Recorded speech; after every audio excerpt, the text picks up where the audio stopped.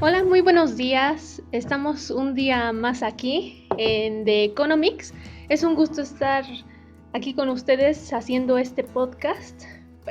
Para eso nos está acompañando Alejandro Cital. Hola Fátima, es un gusto estar otra vez aquí con ustedes. Bienvenido. También nos está acompañando aquí la licenciada Gabriela Flores. Hola, ¿qué tal? Buenos días, Fátima. Gracias por la invitación. No, gracias a ti por acompañarnos. También está Zaida Sánchez. Hola Fátima, buenos días y pues estamos aquí en otra sesión más. También aquí se encuentra Eder Arrioja. Hola, muy buenos días. Un gusto estar aquí con ustedes y con los compañeros, ¿verdad? Muchas gracias por venir. Y bueno, esto es The Economics y bienvenidos. En el capítulo anterior estábamos hablando acerca de la economía. ¿Qué es la economía? Pues ya sabemos que es una ciencia social que estudia la forma de administrar los recursos disponibles para satisfacer las necesidades humanas. También estudia el comportamiento y las acciones de los seres humanos.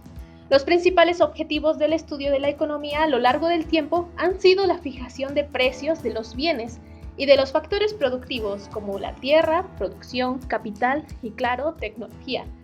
Y el comportamiento de los mercados financieros, la ley de la oferta y la demanda, las consecuencias de la intervención del Estado sobre la sociedad, la distribución de la renta, el crecimiento económico de los países y el comercio internacional. La economía se puede dividir en dos grandes áreas de estudio, como lo es la macroeconomía y la microeconomía. Pero no vayamos tan rápido. ¿Qué es la microeconomía? Por favor, Gabriela Flores. Claro, Fátima. Pues mira, la microeconomía es una disciplina que estudia más bien el comportamiento económico de las empresas, hogares e individuos y su interacción con los mercados. También analiza cómo toman sus decisiones para asignar sus recursos limitados a las distintas posibilidades. La microeconomía, como lo mencionaron, centra su objeto de análisis en bienes, precios, mercados y los agentes económicos. También estudia, analiza y explica cómo y por qué cada individuo toma sus decisiones económicas para satisfacer sus propias necesidades e intereses. Muy bien, nos queda claro que la microeconomía se relaciona con el análisis en los bienes, los precios, los mercados y los agentes económicos. Has mencionado algo muy interesante, lo de que analiza cómo toman decisiones para asignar sus recursos limitados a distintas posibilidades. ¿Cómo analiza la macroeconomía las decisiones? Eder, por favor. Bueno, Fati, ya sabemos que la microeconomía pone en relación los objetivos de los agentes económicos. Y bien, estos actores económicos intentarán alcanzar al máximo sus objetivos dentro de sus posibilidades, pero teniendo en cuenta que otros agentes económicos también intentan hacer lo mismo. Bueno, el fin de analizar las decisiones de los individuos es proveer de herramientas para pensar sobre diferentes aspectos de la vida de las personas. De esta forma, se alcanza un mayor grado de comprensión y también sirve como herramienta de argumentación y para construir la base teórica de los modelos que a través de los datos nos permitan contrastar si la realidad es como se piensa. Muy bien, pero bueno, al hablar de agentes económicos, ¿a cuáles te refieres? O más bien, ¿qué tipo de agentes económicos estudia la microeconomía? Bueno, estos estudian las decisiones tanto de personas individuales como de colectivos, como sería una familia, una empresa, una asociación o una fundación, y también el Estado. Así, por ejemplo, se detienen en las decisiones del Estado, pero también en las que las personas concretas que toman decisiones dentro del Estado. Ok, a la hora de hablar de los agentes económicos, entendemos que cada uno de estos se encuentran relacionados el uno con el otro. ¿Cómo se relacionan los agentes económicos? Zaida Sánchez, por favor. Pues mira, te voy a dar un ejemplo súper sencillo. Las empresas y las familias les brindan impuestos al Estado y para que este funcione. Las empresas les brindan bienes y servicios a las familias y este a su vez le brinda mano de obra a las empresas. Asimismo, el Estado les brinda diferentes bienes y servicios tanto a las familias como a las empresas que te mencioné. Claro, y aquí nos damos cuenta de la importancia de los agentes económicos. Efectivamente, Fati, porque gracias a los agentes económicos se generan riquezas que benefician a todos los implicados y además con la participación de cada uno de estos y el cumplimiento de su papel se realiza el funcionamiento adecuado de la economía de una sociedad, obviamente repercutiendo en el mejoramiento de la misma. Y ante la ausencia de alguna o falta de cumplimiento de alguna función de un agente, el sistema económico de la sociedad se vería afectada e implicaría consecuencias negativas en la economía. Bueno, aquí me surgió ahora esta pregunta. ¿Ayuda a comprender la microeconomía el mundo financiero, Alejandro Cital? Sí, ayuda mucho, cada día más, ya que las finanzas implican muchas decisiones como las cuentas de ahorro, las cuentas de consumir, en qué invertir, qué riesgo asumir y cómo cubrir ese riesgo, también en las decisiones financieras de las empresas, entre muchas otras. Solo te estoy dando estos ejemplos de la toma de decisiones. Y también provee herramientas para comprender las estrategias que se producen en las interrelaciones de los agentes que participan en el sistema financiero. ¿Y me puedes decir acerca del Estado? ¿También ayuda a la microeconomía a comprender el Estado? Bueno, la microeconomía también se ha desarrollado mucho en el marco teórico de las decisiones, pues que va relacionado con el Estado y estudia el impacto de los impuestos y cómo estos hacen cambiar la sociedad, pues más allá de la recaudación. Además de tener en cuenta otras importantes decisiones como las de los volantes, la regulación pública o el gasto público. Y también se estudia la actuación del Estado ante los fallos del mercado y también los del gobierno. Sí, es importante señalar que el Estado, mediante su política económica o acción, persigue de principio a darles el sistema, pues estabilidad, ¿no? Esta es la palabra correcta.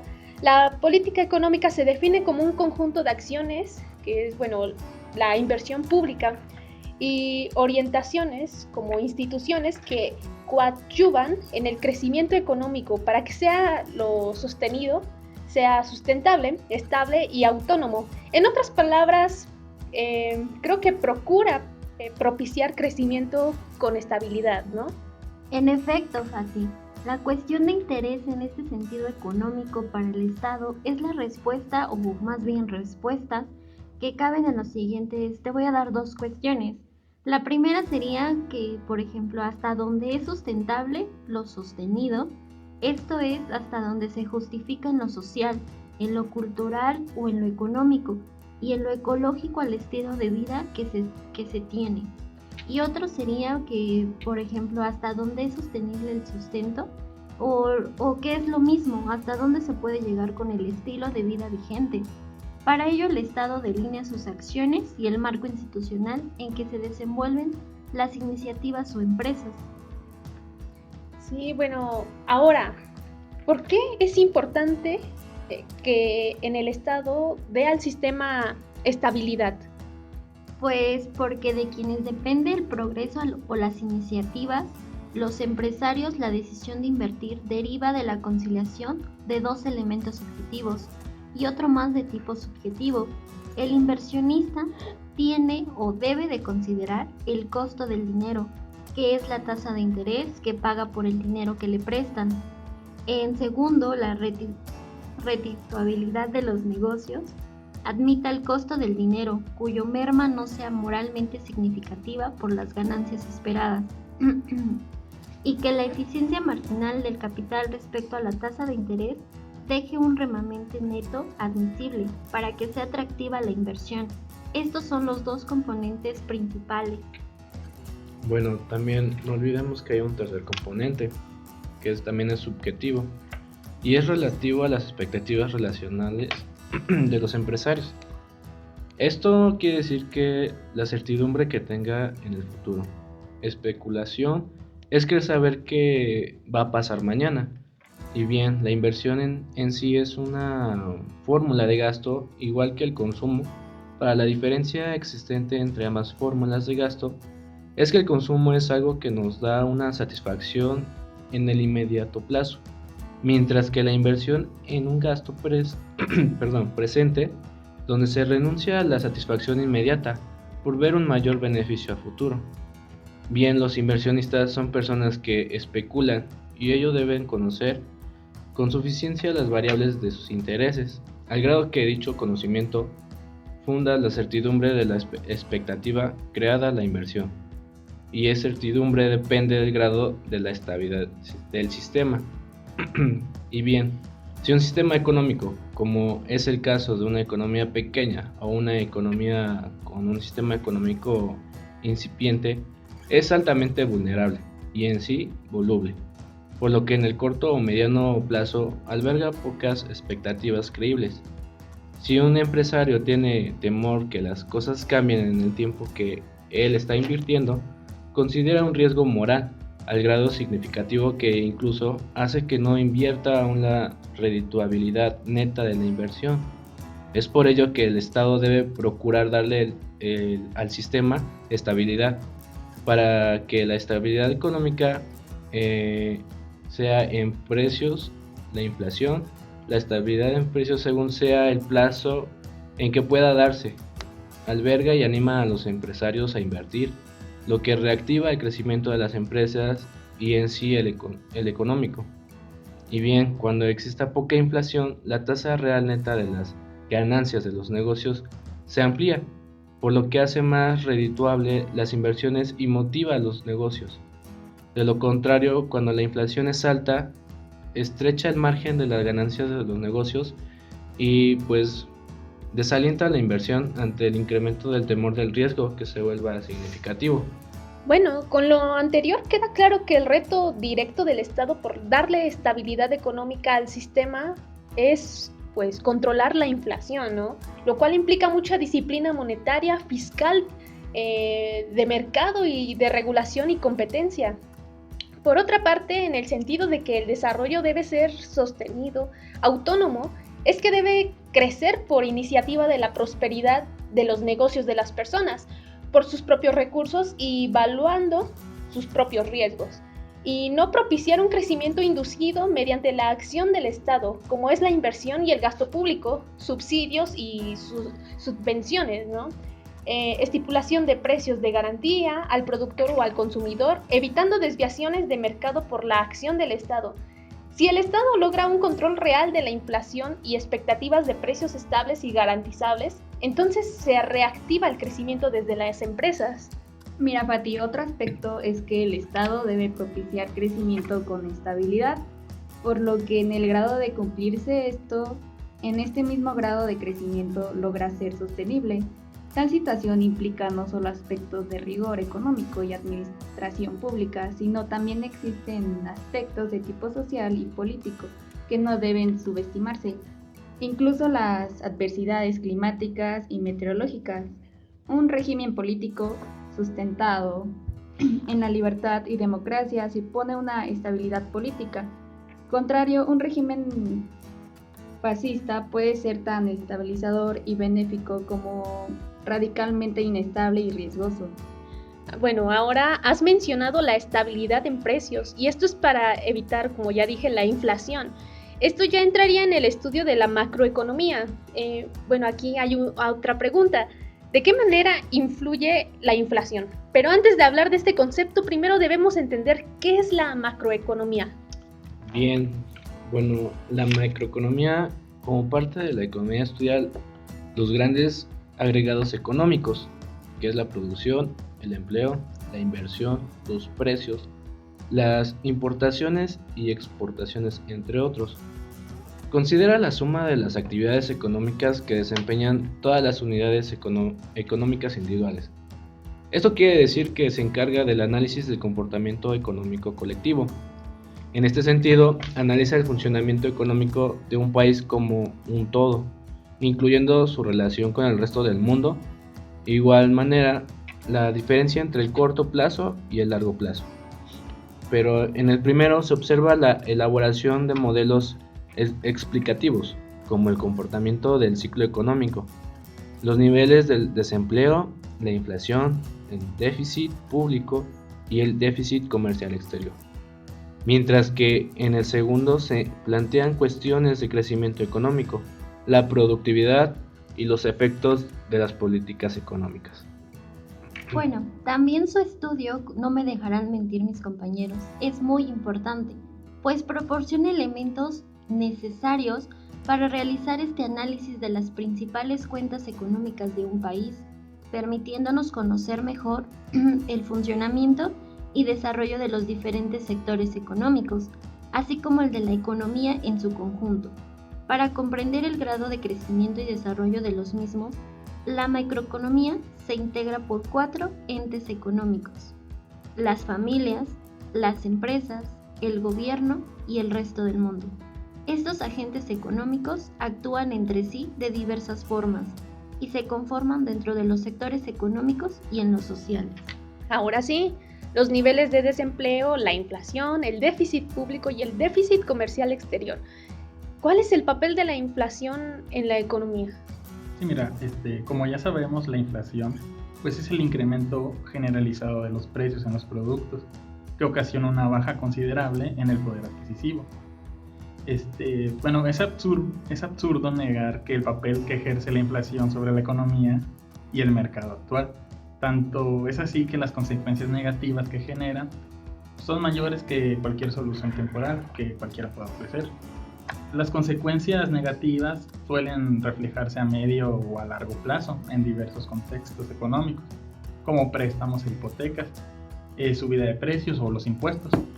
Por lo general, la inflación va acompañada de diferentes resultados, como el incremento de los tipos de interés, algo que afecta también considerablemente a quienes contratan con un banco una hipoteca de interés variable.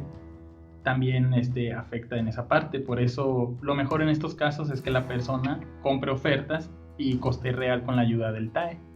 Ahora bien, ¿qué es el TAE? Esta pregunta es una de las más frecuentes que hacen los clientes cuando acuden a las instituciones financieras. Sí, Fati, mira, te comento. El TAE, que es la tasa anual equivalente, es un índice porcentual que sirve para que los usuarios comparen el coste de las hipotecas y así tengan un punto de referencia real de otros valores de mercado. Tanto así que gracias a la referencia anual del TAE es posible contrastar distintos préstamos de acuerdo a sus tipos de intereses y consumidores, y por lo tanto para el cliente siempre será mejor comprar las ofertas y condiciones de cada entidad y elegir la que más le favorezca conforme a su situación financiera. Obviamente esto depende de cada familia. Ok, entonces, ¿la inflación es realmente negativa para la economía? Pues mira, hasta ahora solo se ha analizado un caso donde la inflación influye negativamente en la economía. Para nadie es un secreto que todos los bienes y productos de consumo están supeditados a lo largo del tiempo a las variaciones del mercado, el cual se ve implicado por muchos factores. Y en efecto, el incremento generalizado de precios en los productos trae como resultado inflación. Y por supuesto, este caso ocasiona una baja considerable del poder adquisitivo. Añadiéndole, también se puede considerar negativa la inflación por algunas razones, que por ejemplo que afecta la producción y las ventas, el descenso drástico del poder adquisitivo, pérdida del valor del dinero, aumento salarial para comprender la subida de precios, que sería inflación de costos igual a más inflación, la disminución de ahorro e inversiones, el aumento de los impuestos, y es contraproducente por las importaciones y los financiamientos. Bueno, dejando por un lado la inflación, ¿qué me pueden decir sobre los modelos económicos? Bueno, el modelo económico es una abstracción o visión simplificada de la realidad. Esto es muy simple o muy complejo también y sirve para ilustrar un principio teórico o para pronosticar el comportamiento de la economía. Para ello se utiliza una técnica estadística llamada econometría, y con esto comprobar hasta qué punto, usando valores obtenidos de la realidad, se puede validar en qué grado lo afirma por el modelo que se cumple. Y en el caso de la macroeconomía, se examina el comportamiento de los agregados económicos, ignorando las diferencias entre las familias a fin de hacer resaltar aquellos procesos y relaciones que son de mayor importancia, obviamente, para el problema de que se esté tratando. Y esto consiste en un conjunto o grupo de ecuaciones o relaciones, cada una de las cuales incluye al menos una variable que aparece en al menos otra relación que también es parte del modelo. Uno de los modelos económicos es el modelo del flujo circular. ¿Me pueden hablar sobre ello? Bueno, el modelo de flujo circular es una abstracción de las actividades económicas que, como una sociedad especializada en la que las decisiones de producción y consumo se toman separadamente. Y bien, la función de los productores es producir bienes y servicios para el consumo de las familias. Estas familias son las unidades de consumo, sin embargo, desempeñan otra función importante en la economía. Para que las empresas puedan producir bienes y servicios necesitan de recursos como son pues los recursos naturales, la fuerza de trabajo y el capital. Bueno, ya para terminar este capítulo me gustaría que cada uno de ustedes me diera un comentario general de los diversos temas que vimos el día de hoy. Claro, como sabemos, toda organización tiene como principal función de producción que trátese de productos o servicios. Por ello es de suma importancia que los métodos antes descritos se administren de la mejor manera con el fin de alcanzar la ventaja competitiva. Aunque generalmente se asocia la producción con el hecho de producir bienes materiales como alimentos, vestidos o automóviles. Los tres principales métodos para calcular el Producto Nacional están presentes en cualquier ente socioeconómico, sea que éste ofrezca bienes materiales o servicios intangibles. Muchas gracias, Gabriela Flores, por tu comentario. Alejandro Cital, dinos por favor tu comentario. Sí, por supuesto, podemos deducir que la función de producción o operativa tiene como objeto las operaciones físicas que hay que realizar para transformar las materias primas en productos o para la realización de un servicio. Por lo tanto, la administración de la producción da la utilización más económica de unos medios, ya sea las locaciones, maquinaria o recursos de cualquier tipo, por las personas que son los operarios y los empleados, con el fin de transformar unos materiales en productos o realizar un servicio.